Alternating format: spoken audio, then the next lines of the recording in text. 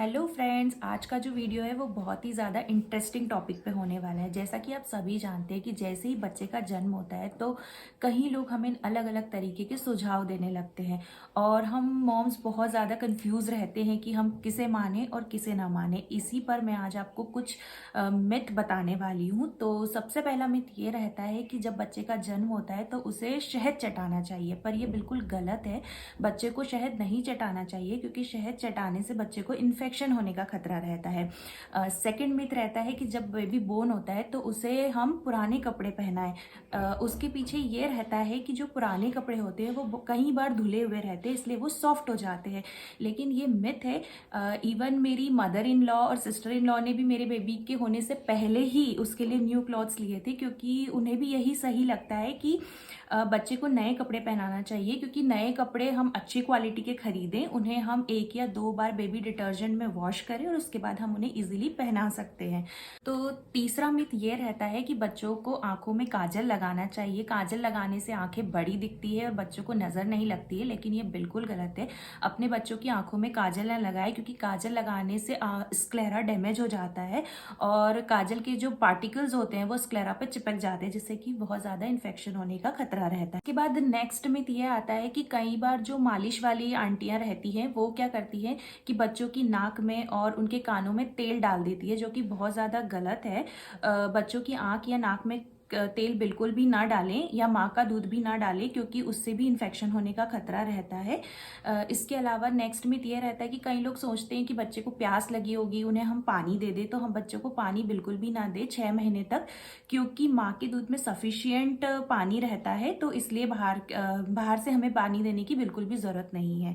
उसके बाद नेक्स्ट ये रहता है कि कई लोग सोचते हैं कि ब्रेस्ट मिल्क के अलावा भी बच्चों को फॉर्मूला फीड देना चाहिए, गाय का दूध देना चाहिए, जिससे कि बच्चे तंदुरुस्त हों। लेकिन ये भी गलत है, क्योंकि माँ के दूध में वो सभी सफिशिएंट न्यूट्रिएंट्स रहते हैं जो बच्चे की ग्रोथ के लिए नेसेसरी है। तो अलग से उन्हें फॉर्मूला फीड की या फिर गाय के दूध की ज़रूरत बिल्कुल भी नहीं होती है। इसके बाद कई लोग सोचते हैं कि पाउडर लगाने से बच्चे गोरे हो जाते हैं।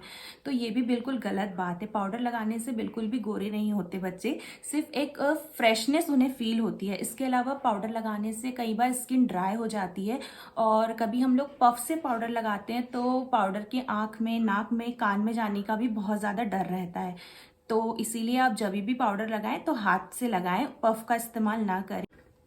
कई लोग बोलते हैं कि बच्चों को रोने दें, जिससे कि उनकी मांसपेशियां मजबूत होगी या मसल्स मजबूत होगी, लेकिन ऐसा नहीं है। हम 9 महीने तक बच्चे को अपने पेट में रखते हैं, उसके लिए कई प्रेयर्स करते हैं, और फिर बच्चा जब हमारी गोद में आता है तो हम उसे रोने कैसे दे सकते हैं। तो बच्चे को ना रुलाएं, क्योंकि बच्चे सिर्फ इसलिए रोते हैं क्योंकि वही एक तरीका है उनके लिए मोड ऑफ कम्युनिकेशन का, कि उन्हें भूख लगी है या उन्हें डायपर चेंज चाहिए या फिर उन्हें नींद आ रही है या फिर उन्हें कोई और तकलीफ हो रही है। तो उस तकलीफ के पीछे की वजह जानने की कोशिश करिए और बच्चों को बिल्कुल ना रुलाएं। ये भी है कि कभी कभी बच्चों की मालिश की सुविधा नहीं होती है, तो पेरेंट्स जो होते हैं वो बहुत ज़्यादा टेंशन में आ जाते हैं। लेकिन अगर बच्चे की मालिश नहीं हो रही है तो इसमें कोई बहुत बड़ा डिसएडवांटेज नहीं है, या ऐसा नहीं है कि आपने बहुत कुछ मिस कर दिया है। बच्चे की मालिश से क्या होता है कि वो फिजिकली और मेंटली रिलैक्स हो जाता है, उसका बॉडी का सर्कुलेशन अच्छा हो जाता है। लेकिन अगर आपके पास सुविधा नहीं है तो भी आप हल्के हाथों से ऑयल से अगर मालिश कर रहे हैं तो भी बच्चे के लिए ठीक रहता है। एक मिथ ये भी रहता है कि सोते हुए बच्चे की फोटो ना ले, लेकिन मेरे हिसाब से ये गलत है, क्योंकि शुरू के 6 मंथ्स तक तो बच्चे मैक्सिमम सोते ही रहते हैं। तो क्या हम अपने बच्चों की फोटो ही नहीं लेंगे ये सोचकर कि सोते हुए बच्चे की फोटो नहीं लेना है? तो ये गलत बात है। शुरू के 6 मंथ में बच्चों में बहुत ज्यादा फेशियल चेंजेस होते हैं, तो उन सबको नोटिस करने के लिए हमें बच्चों की पिक्चर्स तो लेना ही पड़ेगी।